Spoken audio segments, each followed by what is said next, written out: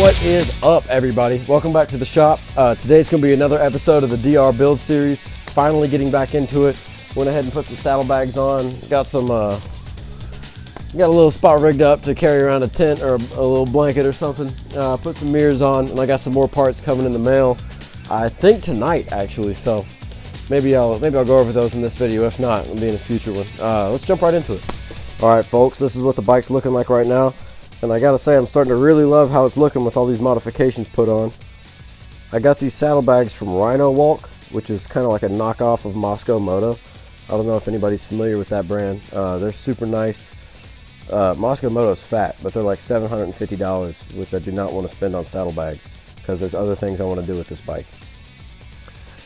It's slightly jank because it's universal, but I've already done some testing off-road and they've held up really good, so I've got faith that it'll provide well when I'm camping or up in the mountains. These are just some elastic bands that I have tied down onto these D-rings down here to hold a tent or a bag or a coat, anything back there that'll keep things off my back and allow me to carry some more. Firewood would go good back there.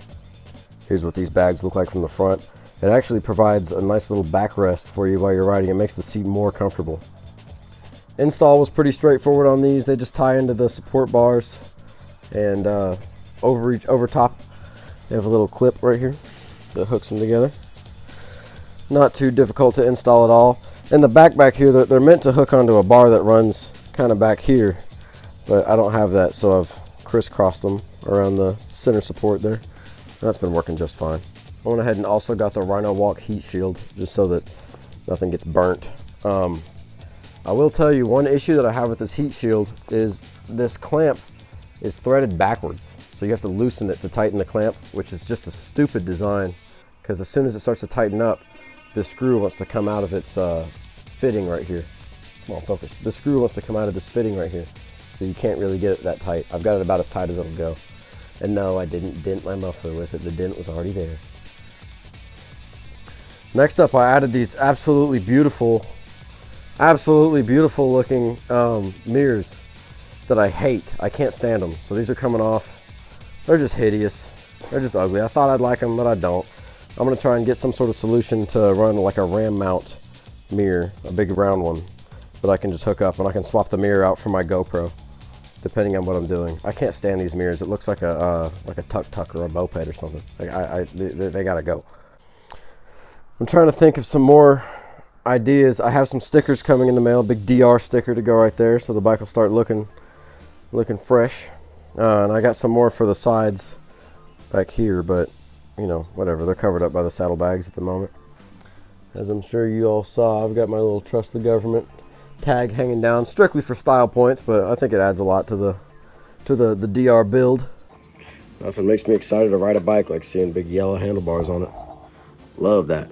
They've held up great so far. No flex at all going off-road. And my hands haven't been going numb off of them. I don't know why that is, but the stock handlebars, my hands would go numb. And on these Pro Tapers, maybe it has something to do with this bar in the middle. This might dampen some of the vibration. Whatever it is, it's working.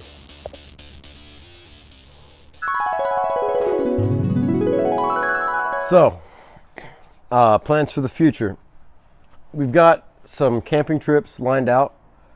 Let me see if I can't straighten this out. So, me and John have a couple of camping trips lined out. There's a couple other guys that might be going with us to film some video and ride around. We've got some friends with four-wheelers and stuff. That'd be fun to watch, I think. Just trying to get everything together is tricky. Everybody on board with the same ideas of what we're trying to make and how we're trying to do things, while still having fun doing it is kind of difficult. And I don't want to make it like a job for my homies to go make YouTube videos with me. Yeah, we're just slowly but surely trying to get everybody with bikes together. John, right now, we traded that little XR100 and got an XR200R from 1993, and it's quit running, and we've got it all torn apart right now. It's completely in pieces. The frame's out of it. The engine's sitting on the ground with the head tore off. That bike is torn all the way down. Just about every bolt is out of it.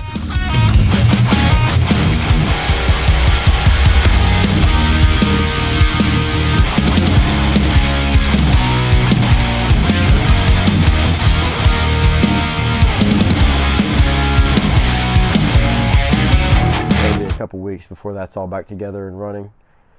But when it is, I'd like to hit Uwharrie or Pisgah National Forest, and I feel like that'd make some really good video. That'd be exciting to watch, a lot of fun. Maybe we could do some fishing content.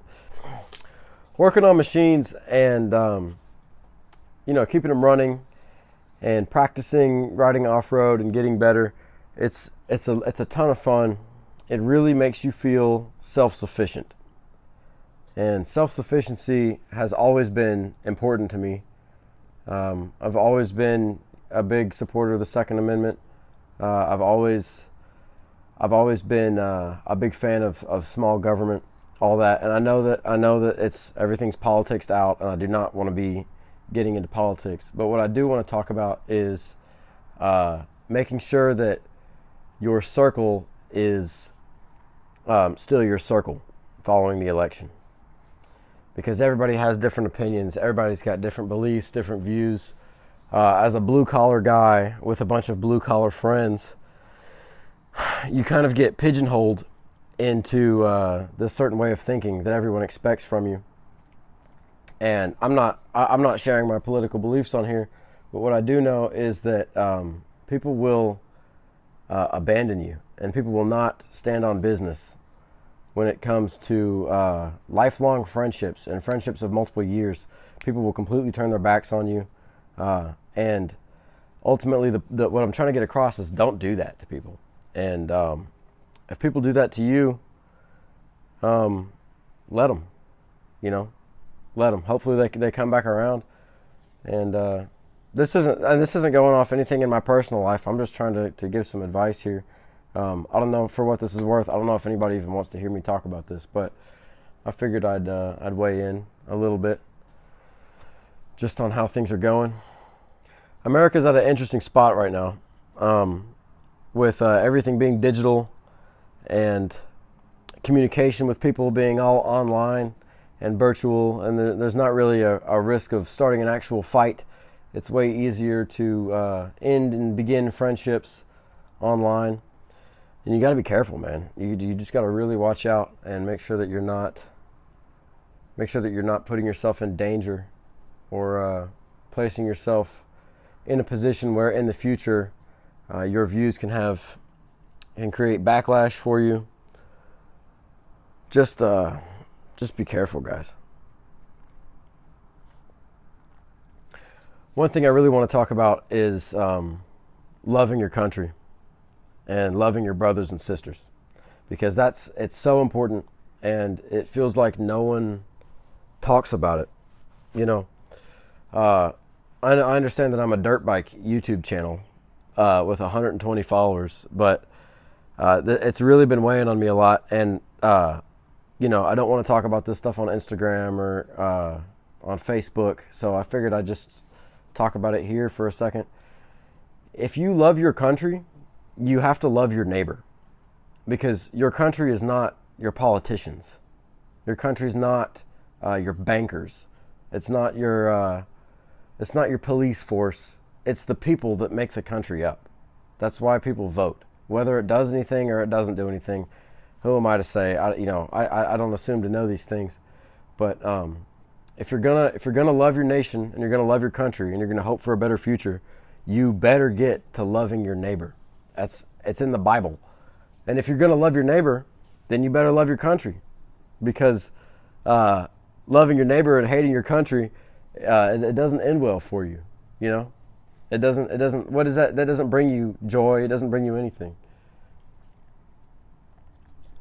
Just remember that politics and ideas and virtue signaling and beliefs in what should and should not be and perfect world sugar plum fairy time is not the litmus test to use to determine who is and isn't worth pouring your time and affection into. The people that you care about are the people that you care about, whether they like blue or red. I mean, come on, you get real. Get real. Hopefully I didn't say anything too divisive there. I don't want to piss anybody off or get anybody upset thinking about the election and and how it went down and what happened.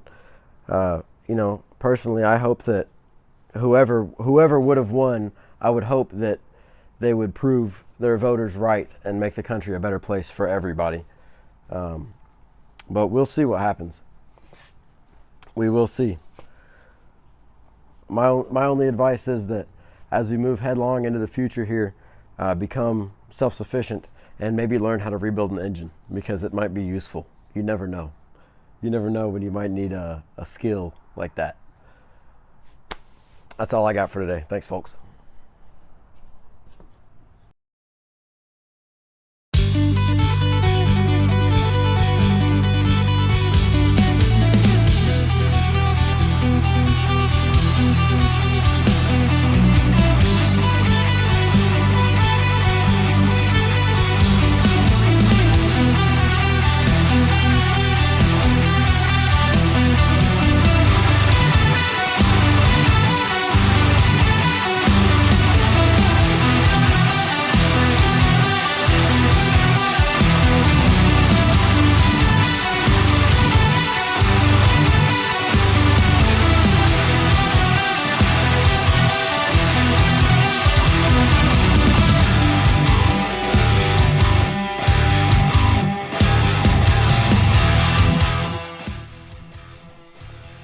Ladies and gentlemen, well, lady and gentlemen, how nice are these?